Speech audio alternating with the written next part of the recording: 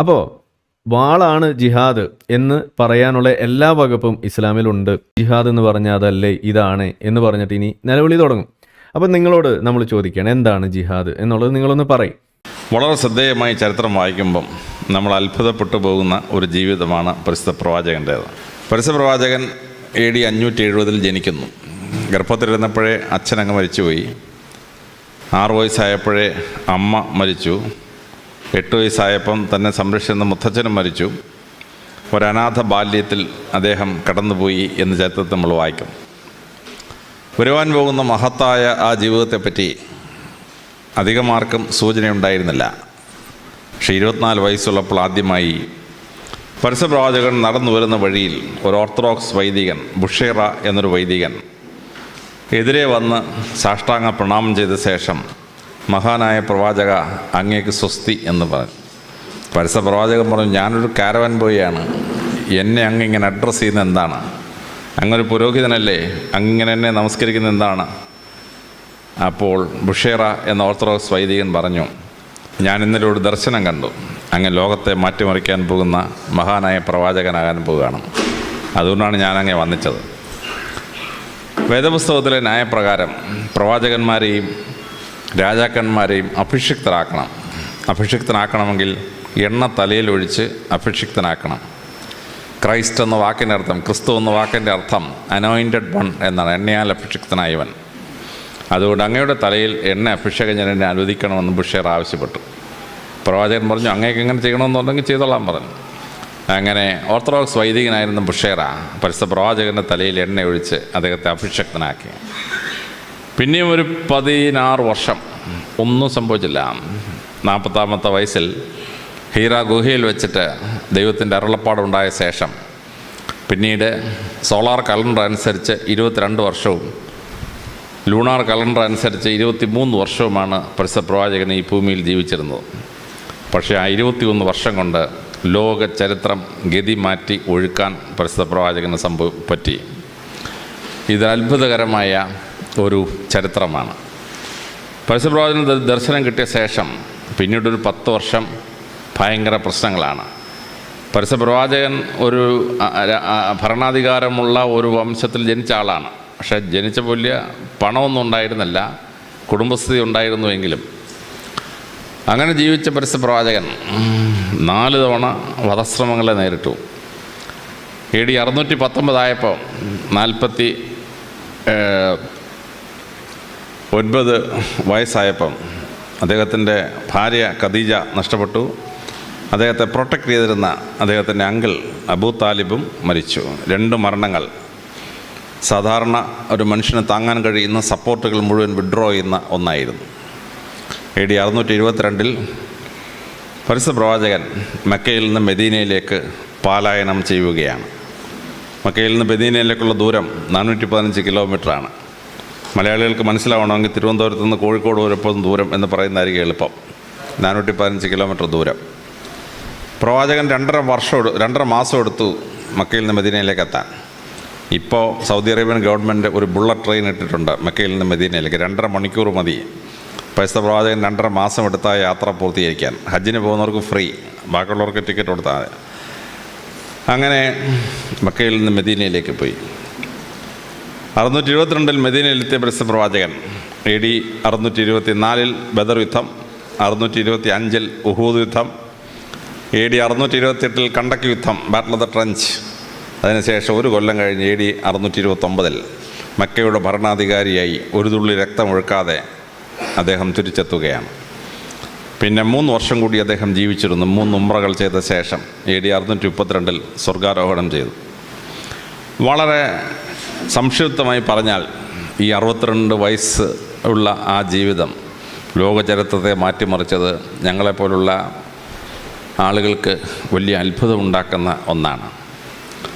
പരിശുദ്ധ പ്രവാചകൻ സ്വർഗാരോഹണം ചെയ്ത ശേഷം 1 കൊല്ലം കഴിഞ്ഞില്ല ഇസ്ലാം സൗദി അറേബ്യയുടെ കംപ്ലീറ്റ് ഉപദ്വീപുകൾ പിടിച്ച ശേഷം സിറിയ പിടിച്ചെടുത്തു എന്നുള്ളതാണ്. സൗദി അറേബ്യ പരിശുദ്ധ പ്രവാചകന് മുമ്പ് ഒറ്റയാൾക്കും യൂണിഫൈ ചെയ്യാൻ പറ്റിയിട്ടില്ല. No emperor, no Byzantine emperor, no Roman emperor, no Egyptian pharaoh could capture the entire Saudi Arabian peninsula. 18 lakh ചതുരശ്ര കിലോമീറ്ററുള്ള ഇന്ത്യയുടെ 3/2 വിസ്തീർണമുള്ളൊരു ഭൂപ്രദേശമാണ്. പക്ഷേ പരിശുദ്ധ പ്രവാചകൻ സ്വർഗാരോഹണം ചെയ്ത് ഒരു കൊല്ലത്തിനകം എൻ്റയർ 17 രാജ്യങ്ങളെയും യൂണിഫൈ ചെയ്ത് സൗദി അറേബ്യൻ പെനിൻസുലയും തൊട്ടപ്പുറത്തുള്ള സിറിയയും കയ്യിലായി. അബൂബക്കർ ഖലീഫയുടെ 2ാം വർഷമായപ്പോഴേക്കും ഇസ്ലാം ഇറാഖിൻ്റെ സമതലങ്ങൾ പിടിച്ചെടുത്തു. അബൂബക്കർ ഖലീഫ മരിച്ചിട്ട് അബൂബക്കർ ഖലീഫയുടെ ഫസ്റ്റ് കസിൻ ഉമർ ഖലീഫ ഭരണത്തിൽ വരുന്നു. അദ്ദേഹം 10 കൊല്ലം ഭരിച്ചുള്ളൂ. പക്ഷേ 10 വർഷം കൊണ്ട് ഇസ്ലാം ഇറാനിലെ പീഠഭൂമികൾ മുഴുവൻ പിടിച്ചെടുത്ത് കാസ്പിയൻ കടലിൻ്റെ അടുത്ത് നിന്ന് മുട്ടി എന്നുള്ളതാണ്. പാലസ്തീന നാട് മുഴുവൻ പിടിച്ചെടുത്ത് AD 638 ഇറാൻ മുഴുവൻ പിടിച്ചു. AD 642 നേരെ ഈജിപ്റ്റ് പിടിച്ചെടുത്തു. മഹത്തായ ഈജിപ്ഷ്യൻ സംസ്കാരം മുഴുവൻ പിടിച്ചെടുത്തു. ഖലീഫ ഉമറിന് ശേഷം ഉസ്മാൻ ഭരണത്തിൽ വന്നതോടുകൂടി ഇസ്ലാം ജൻറോഷ്യയും അതിനുശേഷം ട്രാൻസോക്സാനിയയും പിടിച്ച് കാസ്പിയൻ കടലിൻ്റെ അവിടെ വന്ന് തട്ടി. ഇസ്ലാം വടക്കോട്ട് പോയിരുന്നെങ്കിൽ സൈബീരിയ മുഴുവൻ ഇസ്ലാമിൻ്റെ കയ്യിലായിരുന്നു. പക്ഷേ ഇസ്ലാം തെക്കോട്ടാണ് തിരിയുന്നത്. അലി ഖാലിഫയുടെ കാലഘട്ടത്തിന് ശേഷം കഴിഞ്ഞോടുകൂടി ഇസ്ലാം വിശാലമായ ഉമായിദ് ഖാലിഫിൻ്റെ കാലഘട്ടത്തിൽ സോവിയറ്റ് റഷ്യയുടെ ഭാഗമായ 5 രാജ്യങ്ങൾ ടർക്കമെനിസ്ഥാൻ, ഉസ്ബെക്കിസ്ഥാൻ, ടാജക്കിസ്ഥാൻ, കിർഗിസ്ഥാൻ, കസാക്കിസ്ഥാൻ തുടങ്ങിയ 5 സ്ഥാനങ്ങൾ പിടിച്ചെടുത്തു. അതിനുശേഷം AD 680 ആയപ്പം അഫ്ഗാനിസ്ഥാൻ പിടിച്ചു. AD 711 ആയപ്പോഴേക്കും മുഹമ്മദ് ബിൻ ഖാസിമിൻ്റെ നേതൃത്വത്തിൽ പാകിസ്ഥാൻ മുഴുവൻ പിടിച്ച് സിന്ധ് പ്രോവിൻസ് മുഴുവൻ പിടിച്ച് സൈന്ധവ നദീര സംസ്കാരം മുഴുവൻ ഇസ്ലാമിൻ്റെ സ്വാധീനത്തിലായി. AD 711 ശേഷം കിഴക്കോട്ട് സൈന്യം ഒന്ന് ഹോൾട്ട് ചെയ്ത് 2 നൂറ്റാണ്ട്. പടിഞ്ഞാട്ട് പോയ സൈന്യം AD 642 ഈജിപ്റ്റ് പിടിച്ചു, 646 ലിബിയ പിടിച്ചു, 652 ടുണീഷ്യ പിടിച്ചു. AD 661 ആയപ്പോഴേക്കും ഇസ്ലാം വന്നിട്ട് അൾജീരിയ പിടിച്ചെടുത്തു. അൾജീരിയ എന്ന് പറഞ്ഞാൽ 17 ലക്ഷം ചതുരശ്ര കിലോമീറ്ററാണ്. ഇന്ത്യയുടെ 3/2 ആ രാജ്യം. അത് മുഴുവൻ പിടിച്ചെടുത്ത് 680 കഴിഞ്ഞപ്പോഴേക്കും മൊറിട്ടാനിയ പിടിച്ചെടുത്തു. 690 ആയപ്പോൾ പോളിസാറിയോ പിടിച്ചെടുത്തു. ഇസ്ലാമിൻ്റെ പ്രഗത്ഭനായ ജനറൽ താരിഖ് അദ്ദേഹം വന്ന് ജിബ്രാൾട്ടർ കടന്ന് സ്പെയിനിൽ പ്രവേശിച്ചു. ജിബ്രാൾട്ടർ എന്ന വാക്ക് തന്നെ 2 രീതിയിൽ വ്യാഖ്യാനിക്കാറുണ്ട്. ജബൽ അൽ താരിഖ്, താരിഖിൻ്റെ മല എന്നും താരിഖ് കടന്നുപോയ സ്ഥലം എന്ന് 2 അർത്ഥത്തിലും വ്യാഖ്യാനിക്കാറുണ്ട്. പക്ഷേ ജിബ്രാൾട്ടർ എന്ന വാക്ക് ഇസ്ലാമിക ജനറലിൻ്റെ പേരിലാണ്, ജിബ്രാൽ അൽ താരിഖ്. അദ്ദേഹം സ്പെയിനും പോർച്ചുഗലും പിടിച്ചെടുത്തു. എന്നിട്ട് പിറനീസ് പർവ്വതനിരകൾ കടന്ന് പാരീസിലേക്ക് മാർച്ച് ചെയ്തു. പാരീസിന് 200 കിലോമീറ്റർ തെക്ക് ബാറ്റിൽ ഓഫ് പോയിറ്റിയേഴ്സ് അല്ലെങ്കിൽ ബാറ്റിൽ ഓഫ് ടൂൾസിലാണ് ചാർലിമീൻ ചക്രവർത്തി മുത്തച്ഛൻ ചാൾസ് മാർട്ടൽ ഇസ്ലാമിക സൈന്യത്തെ ഹോൾട്ട് ചെയ്ത്. പടിഞ്ഞാറോട്ട് ഗംഭീരമായ യാത്രയാണ്. 300 വർഷങ്ങൾക്ക് ശേഷം AD 1090 1100 ആയപ്പോഴേക്കും ഇസ്ലാം ഉത്തരേന്ത്യയിലേക്ക്. ഇന്ന് നമ്മൾ ഇന്ത്യയുടെ ഭാഗമായിരിക്കുന്ന 13 സംസ്ഥാനങ്ങൾ ഇസ്ലാമിൻ്റെ സ്വാധീനത്തിലായി.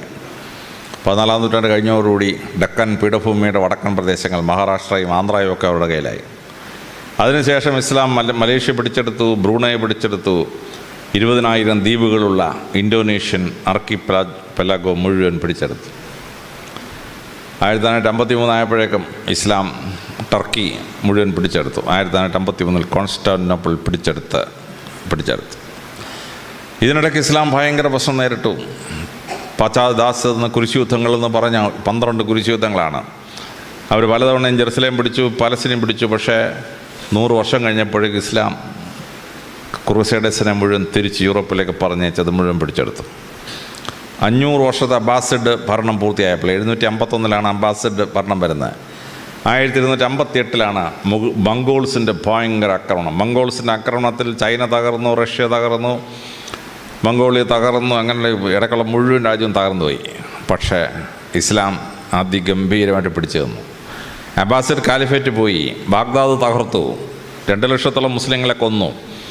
എന്നിട്ട് ഈജിപ്തിലോട്ട് തള്ളിക്കയറാൻ വേണ്ടി വന്ന സമയത്താണ് അൽബിരിയ യുദ്ധത്തിൽ ഇസ്ലാം മംഗോളുകളെ തോൽപ്പിച്ചു. മംഗോളുകളെ ഭൂമിയിൽ ആർക്കും തോൽപ്പിക്കാൻ പറ്റിയിട്ടില്ല, ഇസ്ലാമിനെ മാത്രം തോൽപ്പിച്ചു.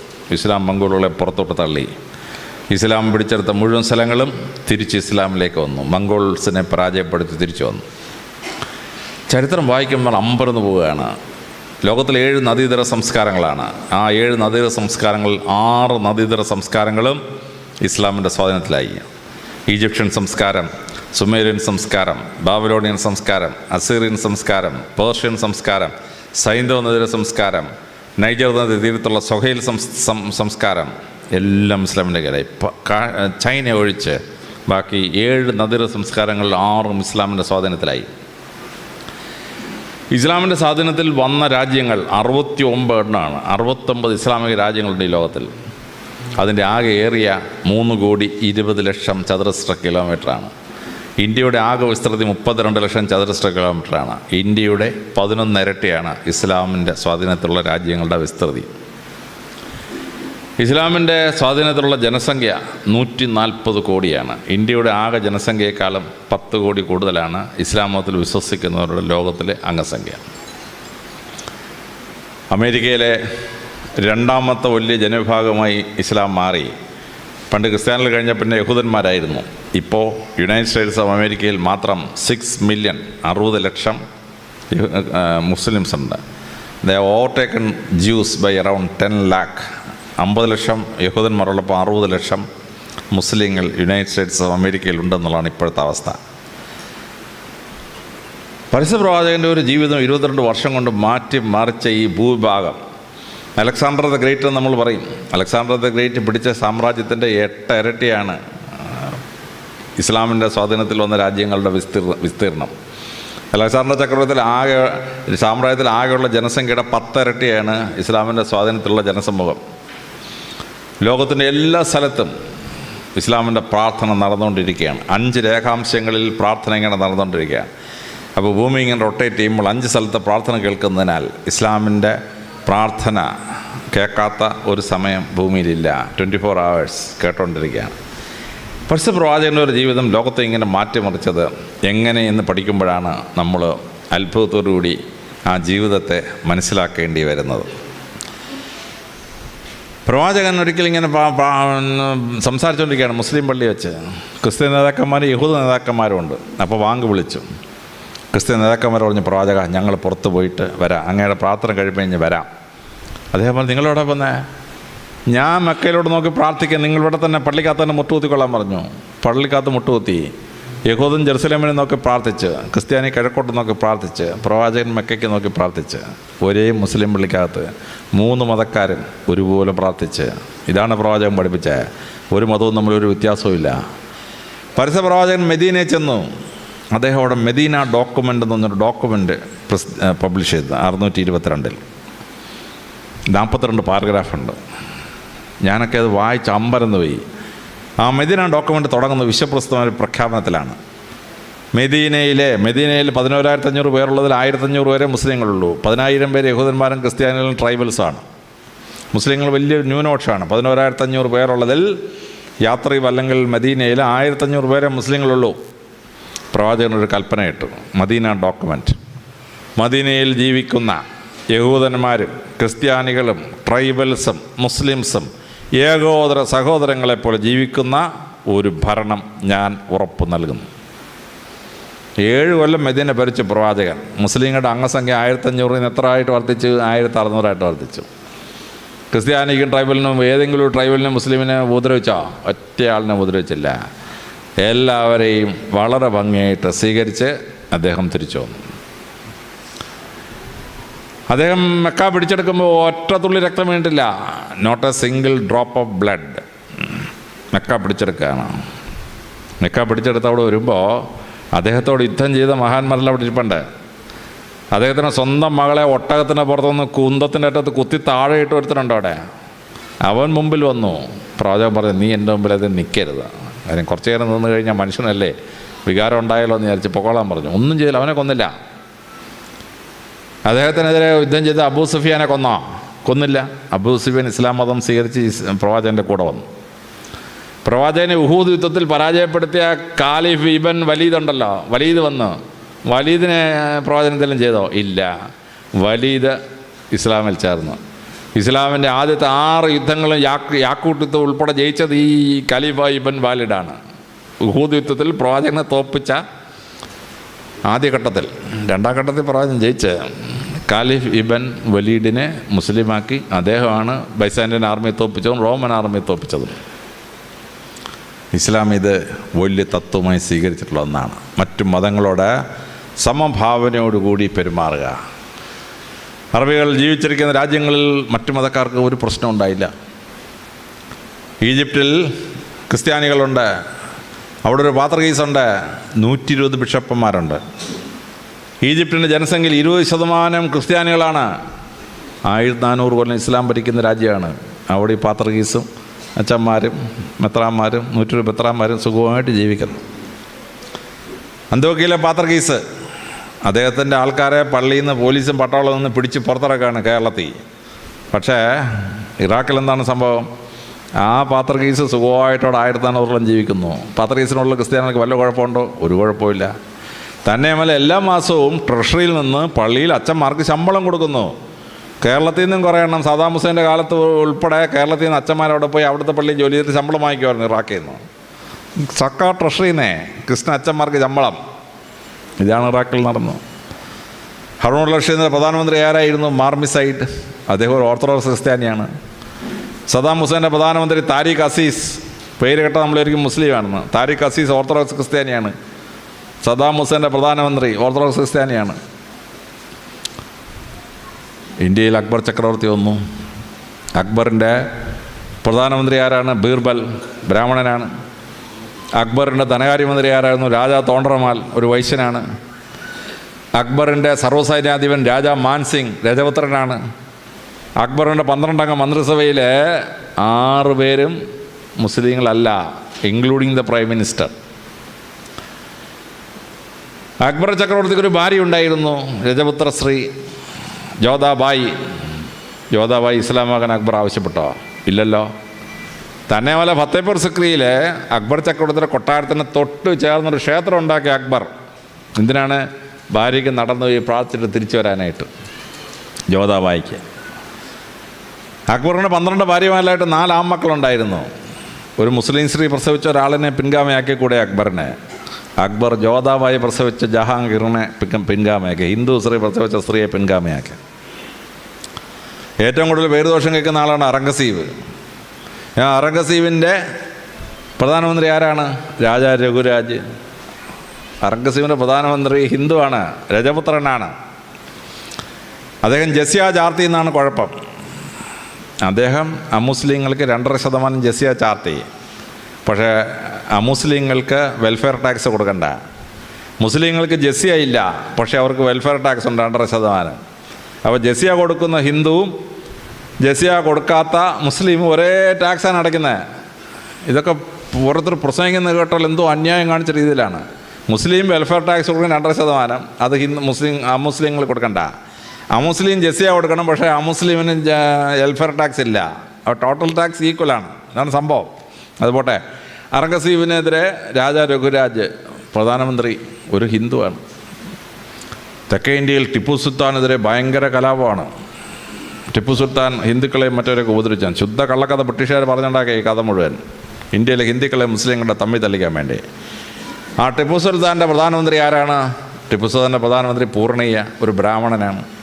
ടിപ്പുവിൻ്റെ മന്ത്രിസഭയിൽ 12 മന്ത്രിമാരുള്ളതിൽ 7 പേരും അമുസ്ലിങ്ങളാണ്. 5 പേരേ ഉള്ളൂ മുസ്ലിങ്ങൾ, 7 പേര് അമുസ്ലിങ്ങളാണ്. ടിപ്പുവിൻ്റെ ഭാര്യമാരിൽ ഒരു ഭാര്യ ഉണ്ണിച്ചാറ, വടകരക്കാരിയുടെ നായർ സ്ത്രീയാണ്. ആ ഉണ്ണിച്ചാറ മുസ്ലിം ആവാൻ ടിപ്പു ആവശ്യപ്പെട്ടോ? ഇല്ല. തന്നെയുമല്ല ശ്രീരംഗപട്ടണം കൊട്ടാരത്തിനോട് ചേർന്ന് അദ്ദേഹം ഒരു ക്ഷേത്രം ഉണ്ടാക്കി. എന്തിനാണ്? ഉണ്ണിച്ചാറയ്ക്ക് പ്രാർത്ഥിക്കാൻ വേണ്ടി. ആ ക്ഷേത്രത്തിൽ പോയി ഉണ്ണിച്ചാറ പ്രാർത്ഥിക്കുമായിരുന്നു. ഇപ്പം നമ്മുടെ ആശാന്മാരെന്ത് ചെയ്യുന്നറിയാം? ആ ക്ഷേത്രത്തിനകത്തുനിന്ന് വിഗ്രഹം എടുത്ത് മാറ്റി. ശ്രീരംഗപട്ടണം ക്ഷേത്രം ഇപ്പം നിങ്ങളൊന്ന് പോയി നോക്കിയാൽ ശ്രീരംഗപട്ടണം കോട്ടയ്ക്കകത്തുള്ള ക്ഷേത്രത്തിനകത്തുനിന്ന് വിഗ്രഹം എടുത്ത് മാറ്റി. മുസ്ലിമായ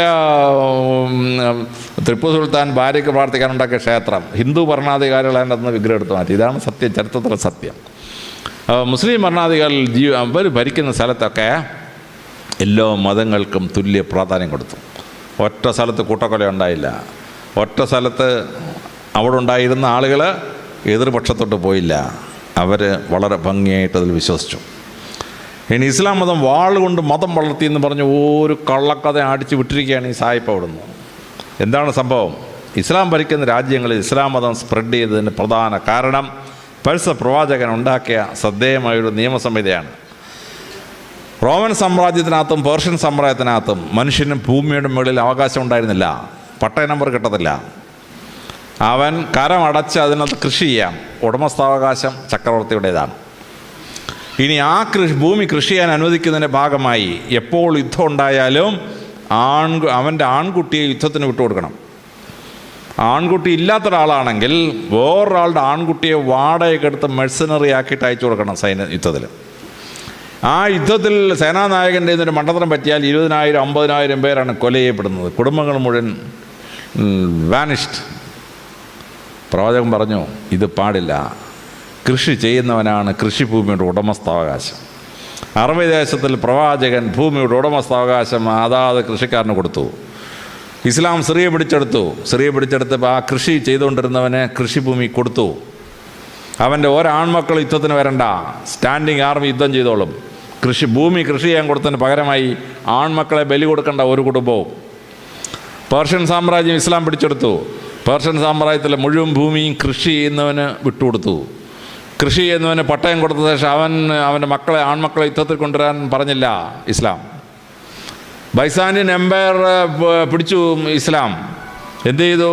ബൈസാനിയൻ എംപയറിൽ കഴിഞ്ഞ 1500 കൊല്ലമായി ഭൂമിയുടെ ഉണ്ടാക്കി അവകാശമില്ലാതെ കൂലിപ്പണിക്കാരനായിരുന്ന കുടികിടപ്പുകാരനായിരുന്ന ആളുകൾക്കെല്ലാം ആ ഭൂമിയുടെ ഉടമസ്ഥാവകാശം കൊടുത്തു. എന്നിട്ട് ആ ഉടമസ്ഥാവകാശം കൊടുത്തവന് മക്കളെ യുദ്ധത്തിന് വരാനായിട്ട് ആരോടും ആവശ്യപ്പെട്ടില്ല. അപ്പോൾ അവർ ഭൂമിയുടെ ഉടമസ്ഥാവകാശത്തോട് കൃഷി ചെയ്ത് ജീവിക്കാൻ തുടങ്ങി. അങ്ങനെ കൃഷി ചെയ്ത് ജീവിക്കാൻ തുടങ്ങിയപ്പോൾ എന്ത് സംഭവിച്ചെന്നറിയാമോ? ബൈസാനിയൻ എംപയർ ആക്രമിച്ചു വന്നു. അവിടുത്തെ മുഴുവൻ ക്രിസ്ത്യാനികളും മുസ്ലിങ്ങളുടെ കൂടെ ക്രിസ്ത്യൻ ചക്രവർത്തിക്കെതിരെ യുദ്ധം ചെയ്തു. ഇറാഖിലെയും അവിടെയുള്ള മുഴുവൻ ക്രിസ്ത്യാനികളും മുസ്ലിങ്ങളുടെ കാലിഫയുടെ കൂടെ യുദ്ധം ചെയ്തു ക്രിസ്ത്യനായ ബൈസാന്റിയൻ ചക്രവർത്തിക്കെതിരെ. ഇതാണ് ചരിത്രം. ലോകത്തിൽ ആദ്യമായി ഭൂപരിഷ്കരണം എന്നൊരു സാധനം ഉണ്ടാക്കിയത് പരിശുദ്ധ പ്രവാചകനും ഇസ്ലാമാണ്. ഒരു സോഷ്യലിസവും കമ്മ്യൂണിസവും ഒന്നല്ല ഭൂപരിഷ്കരണം കൊണ്ടുവന്നത്. ലോകത്തിൽ ആദ്യമായി ഭൂപരിഷ്കരണം കൊണ്ടുവന്നത് ഇസ്ലാമാണ്. അങ്ങനെ ഭൂമിയുടെ ഉടമസ്ഥാവകാശം കൊടുത്തു. മക്കളെ യുദ്ധം വരുമ്പോൾ സൈന്യത്തിൽ വിടണ്ട, ശമ്പളം വേണ്ടവൻ പോയി യുദ്ധം ചെയ്തോണം, അല്ലാത്തവൻ പോണ്ട. അതോടുകൂടി ഒരു 2500 വർഷമായി ഭൂമിയുടെ ഉടമസ്ഥാവകാശം കിട്ടാത്ത മധ്യപൂർവേഷ്യയിലെ മുഴുവൻ ജനങ്ങൾക്കും കൃഷിസ്ഥലം കിട്ടി. ആ കൃഷിസ്ഥലം കിട്ടിക്കഴിഞ്ഞപ്പോൾ എന്തുണ്ടായി? ജനങ്ങൾ സമ്പുഷ്ടരായി ജീവിക്കാൻ തുടങ്ങി. അങ്ങനെയാണ് ഇസ്ലാം വളർന്നത്.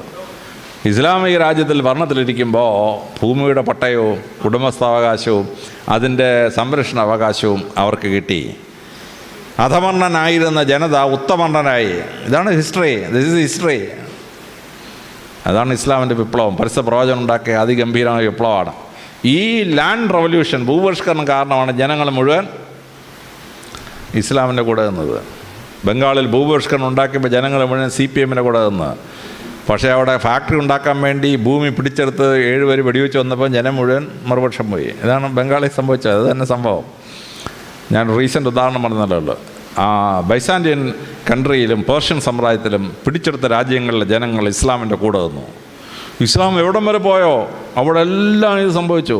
മൊറോക്കോയിൽ തൊട്ട് അൾജീരിയ തൊട്ട് അങ്ങ് ഇന്തോനേഷ്യ വരെ സംഭവിച്ചു. ഭൂമിയുടെ ഉടമസ്ഥാവകാശം ഈ ജനങ്ങൾക്ക് വീതിച്ചു കൊടുത്തു. ലോകത്തിലെ എല്ലാ സ്ഥലത്തും ഫാമൈനുണ്ടായി, വരൾച്ചയുണ്ടായി, പട്ടിണി മരണങ്ങളുണ്ടായി. ഇസ്ലാം മത രാജ്യത്തിൽ പട്ടിണി മരണം ഉണ്ടായില്ല. അതെന്താ? ഭൂമി തന്നെയല്ല ഇസ്ലാമിലെ രാജ്യങ്ങൾ. ബംഗാൾ ഫാമൈനുണ്ടായി 1941. 2.5 ലക്ഷം പേര് പട്ടിണി കിടന്ന് മരിച്ചു. ഇപ്പോൾ യൂറോപ്പിൽ പട്ടിണി മരണം ഉണ്ടായി, ആഫ്രിക്കയിൽ പട്ടിണി മരണം ഉണ്ടായി. പക്ഷേ ഇസ്ലാം ഏതെല്ലാം രാജ്യങ്ങളിൽ ചെന്നോ അവിടെ പിന്നെ പട്ടിണി മരണം ഉണ്ടായിട്ടില്ല. കാരണം ഇസ്ലാം ലോകത്തെ പഠിപ്പിച്ചു. തൊട്ടയലോക്കത്തോർത്തം പട്ടിണി കിടക്കുമ്പോൾ നിങ്ങൾ സുഭിക്ഷമായ ആഹാരം കഴിച്ചാൽ നിങ്ങൾ കഴിക്കുന്ന ആഹാരമല്ല വിഷമാണെന്ന് പറഞ്ഞു. ഇസ്ലാമിക രാജ്യങ്ങളിൽ എവിടെയെങ്കിലും പ്രൊഡക്ഷൻ കുറഞ്ഞാൽ ചക്രവർത്തി ആദ്യം ചെയ്യുന്നത് പ്രൊഡക്ഷൻ കൂടുതലുള്ള രാജ്യത്ത് നിന്ന് ഗോതമ്പും മറ്റ് സംഗതികളൊക്കെ ആ ദേശത്തേക്ക് ഒഴുകും. ഹറൂൺ റഷീദിൻ്റെ കാലത്ത് സാമ്രാജ്യത്തിൻ്റെ ഒരേറ്റത്ത് പട്ടിണി ഉണ്ടാവാൻ പോകുന്നു റിപ്പോർട്ട് ചെയ്തു. ഹറൂൺ റഷീദ് എന്ത് ചെയ്തു? അവിടുന്ന് മറ്റു ഭക്ഷണമുള്ള സ്ഥലത്ത് നിന്ന് ഭക്ഷണം ട്രക്കുകളിലാക്കി ആ സ്ഥലത്തോട്ട് അയച്ചു കൊടുത്തു. ഗോതമ്പും മറ്റു സംഗതികളൊക്കെ അയച്ചു കൊടുത്തു. അങ്ങനെ അയച്ചു കൊടുത്തത് കാരണം ഇസ്ലാം മതം ഭരിച്ച രാജ്യങ്ങളിലൊന്നും പട്ടിണി മരണങ്ങളുണ്ടായില്ല, ഫാമൈൻ ഉണ്ടായില്ല. ഇസ്ലാമിൻ്റെ ആ വലിയ കാഴ്ചപ്പാട് വളരെ ഭംഗിയായിട്ട് സർട്ടിഫിക്കറ്റ് എഴുതിയത് ക്രിസ്തുമതം വിശുദ്ധയായി പ്രഖ്യാപിച്ച മദർ തെരേസയാണ്.